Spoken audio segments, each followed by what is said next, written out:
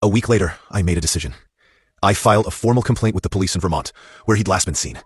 I included everything Marcus had found, all the documented complaints, the pattern of abuse, the NDA settlements. The detective who called me back sounded tired. Mr. Harrison, I appreciate you coming forward with this information, but Richard Vance has been a missing person for 2 years. We investigated thoroughly when he first disappeared. Did you look into the possibility that one of his victims might have... We looked into everything, she interrupted, but without a body, without evidence of a crime, there's not much we can do. Missing isn't the same as murdered.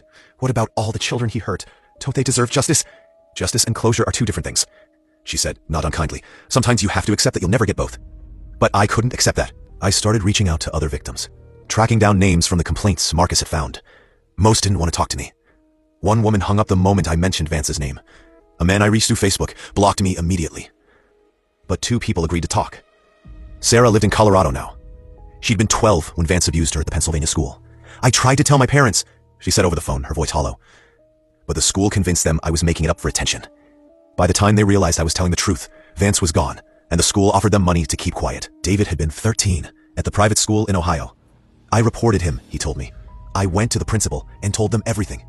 You know what happened? They called my parents in for a meeting and suggested I was confused about appropriate teacher-student boundaries.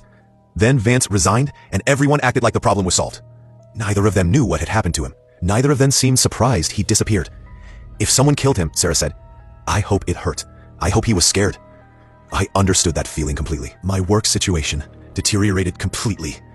I was called into a meeting with HR and my boss. They noticed my performance issues, the missed deadlines, the days I called in sick. We want to support you, the HR rep said carefully, but we need to understand what's going on. I couldn't explain it without revealing everything, so I said it was family issues, stress, something I was working through with a therapist. They put me on a performance improvement plan. 30 days to get back on track or face termination. I signed the paperwork and didn't care. What did work matter when Richard Vance was somewhere in the world, free and unpunished? Rachel left 2 weeks after that meeting. She packed her things on a Saturday morning while I sat at the kitchen table, surrounded by my research, my timeline, my obsession. I can't watch you destroy yourself, she said, tears streaming down her face. I love you, but I can't save you from this. You have to save yourself. I just need to find him, I said. Once I know where he is.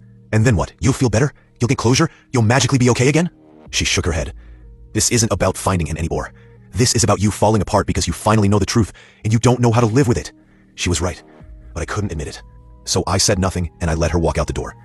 2 months after I started searching for Richard Vance, the Vermont detective called me again. Mr. Harrison, I need you to come in for a conversation. About what? About your relationship with Richard Vance and about where you were 2 years ago in September. My blood went cold. Am I a suspect? Part 7. Obsession. Hey, dear listeners, this is your favorite Talks from the Net. I am very grateful y'all held your patience to this point, but trust me, this story will surprise you. So stay tuned, like and subscribe to Talks from the Net.